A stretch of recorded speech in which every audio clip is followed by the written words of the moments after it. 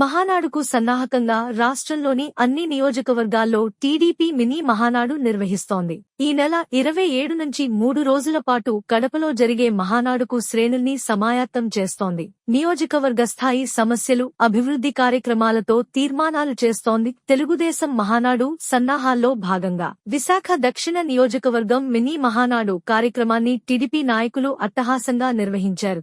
ఈ కార్యక్రమానికి జిల్లా అధ్యక్షులు గండి బాబ్జీ, టీడీపీ సీనియర్ నేత సీతంరాజు సుధాకర్, పార్టీ నాయకులు పాల్గొన్నారు.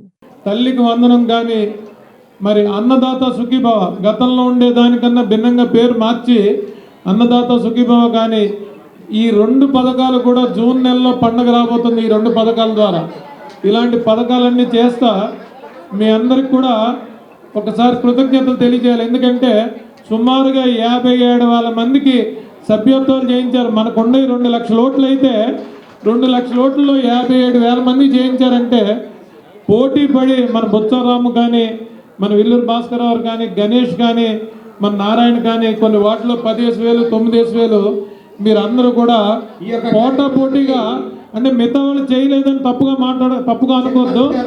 అందరూ కూడా చాలా కృషితో ప్రతి వార్డు నువ్వా నేనా అన్నట్టుగా పోటీ పరిస్థితుల్లో కేసెస్ కూడా నాకు తెలిసి 3 జిల్లాల్లో అత్యంత ఫాస్ట్గా మీరు అందరూ అవగొట్టారంటే చాలా క్రమశిక్షణతో మరి అంతకుముందు గండి బాబ్జీ గారు నేర్పించింది కానీ మరి పార్లమెంటు అధ్యక్షుడు వారుగా ఉన్న పల్లా గారు కానీ ఈ నేర్పించిన అడుగుజాడల్లో చాలా చిత్తశుద్ధితో మరి సత్యనారాయణ రెడ్డి గారు ఆయనకి హ్యాండిక్యాప్ అయినా రోజు నా ఫోన్ ఎత్తి వీరారావు గారి తాలూకు ఇన్స్ట్రక్షన్ 27వ వార్డులో కూడా చాలా బాగా పరిగెట్టించారు. ప్రతి వార్డు చెప్పుకోవడానికి వీల్లేదు. అన్ని వార్డుల్లో కూడా మన అనంత్ కుమార్ కూడా 33వ వార్డులో ఆమెకి ఏం పదవి లేదు, అయినా కానీ బాగా చేసుకొచ్చింది.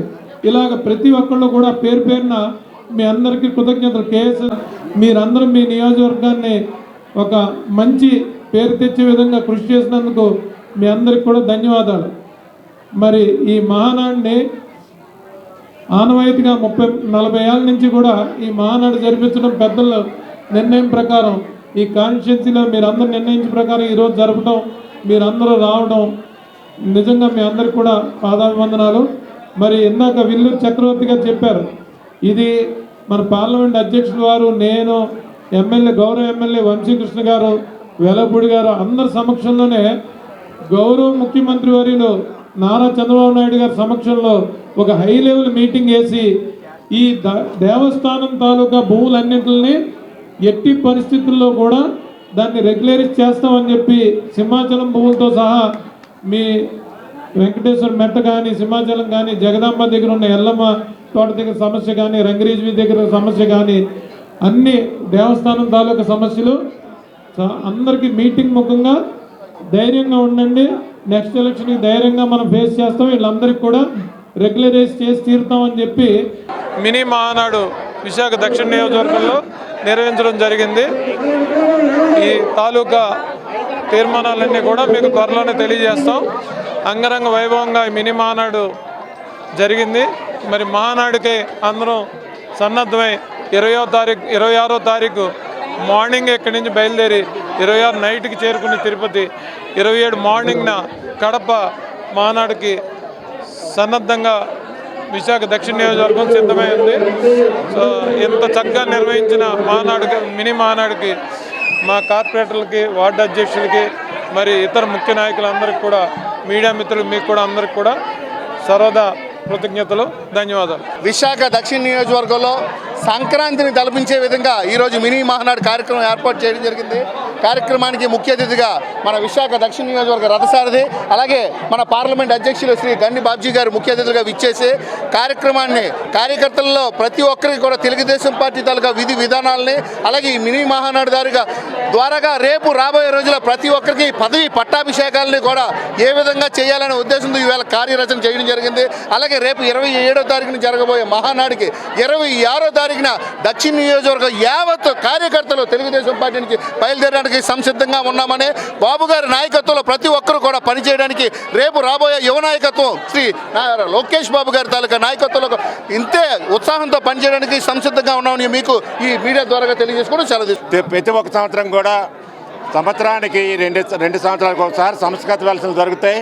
స్టేట్ పార్టీ ఆఫీస్ ఆదేశాల ప్రకారంగా 175 కాన్స్టిట్యూన్సీలు పార్టీ పెట్టి నుంచి కూడా ఒక ఆనవాయితీ ఉంది. ఆనవాయితీ ప్రకారం మినీ మహానాడు 175 కాన్స్టిట్యూన్సీలు పెట్టి మహానాడుకి వెళ్ళాలా. 26, 27, 28 మహానాడుకి వెళ్తారు. ఆ మహానాడు తీర్మానాలు ఇక్కడ ఏ నియోజకవర్గాలు అయితే మహానాడు పెట్టారో ఆ తీర్మానాలు చేసి మెయిన్ మహానాడుకి ఆ తీర్మానాలు సెంట్రల్ పార్టీకి ఇవ్వాలి. సెంట్రల్ పార్టీ మహానాడులో తీర్మానం చేస్తారు. తీర్మానం చేసి అది ఫార్వర్డ్ చేస్తారు. ప్రతి కాన్స్టిట్యూషన్ కూడా అభివృద్ధి కార్యక్రమాలు మనస్ఫూర్తిగా కార్యక్రమం చేయవలసిందిగా కోరుకుంటూ ఈవేళ ఈ మహానాడికి మనం దక్షిణ నియోజకవర్గం పెట్టిన మహానాడికి ఎప్పుడు కూడా నిత్యంగా 1992 మార్చి 29 త్వరగా ఎన్టీఆర్ పార్టీ పెట్టిన మహానాడు నుంచి అప్పటి నుంచి నేటి నుంచి నాటి వరకు చంద్రబాబు నాయుడు గారి ఆదేశాల ప్రకారం ఇప్పుడు రాష్ట్ర ప్రభుత్వం మొత్తం రాష్ట్ర గవర్నమెంట్ పరిపాలించిన నాయకుడు ఎవరంటే ఈ నారా చంద్రబాబు నాయుడు గారు. రాష్ట్రానికి అవసరం, రాష్ట్ర అభివృద్ధి గురించి అవసరం, రాష్ట్ర పరిపాలన గురించి అవసరం. అలాంటి వ్యక్తి సీఎం అవడం ఆ దేవుడు ఆశీర్వాదాలు ఇంక 100 ఏళ్ళు అవసరం ఉండాలా, ముందుకెళ్ళాలి మనస్ఫూర్తిగా కోరుకుంటూ ఈ కాన్స్టిట్యూషన్లో మన దక్షిణ నియోజకవర్గంలో చిత్రం సుధాకర్ గారు కానీ, అలాగే జిల్లా ప్రెసిడెంట్ గండి బాబు గారు కానీ, ఎంపీ భరత్ గారు కానీ, అలాగే మేయర్ గారు సీని గారు కానీ, అలాగే వడా చైర్మన్ గారు పెనయోగ్ కానీ, మొత్తం కార్పొరేటర్స్ కానీ, వార్డు ప్రెసిడెంట్లు కానీ, క్రొచ్చన్ చర్చ్ కానీ అందరూ కూడా ప్రతి ఒక్కరు కూడా వచ్చి ఈ కార్యక్రమాన్ని పాల్గొన్నందుకు మనస్ఫూర్తిగా ధన్యవాదాలు తెలుపుతూ మీడియా పెద్ద మహానాడు జరిగిన రోజుకి ప్రతి నియోజకవర్గంలో ఒక మినీ మహానాడులు జరిపించాలని ఎప్పటి నుంచో నిర్ణయం తీసుకున్న పార్టీ ఆ విధంగా ఈరోజు విశాఖపట్నంలో సౌత్లో కూడా సోదరులు సీతంరావు సుధాకర్ గారి ఆధ్వర్యంలో ఈ మహానాడు జరిగింది. బ్రహ్మాండంగా మా కార్యకర్తగా నాయకులు కానీ హాజరయ్యి ఇంత పెద్ద ఎత్తున ఈ మహానాడిని జయప్రదం చేసినందుకు ప్రతి ఒక్కరికి పేరు పేరు నమస్కారాలు తెలియజేసుకుంటూ, రైతు బంధు కూడా 6,000 కేంద్రం ఇస్తే మనం 8,000 ఇస్తున్నాం.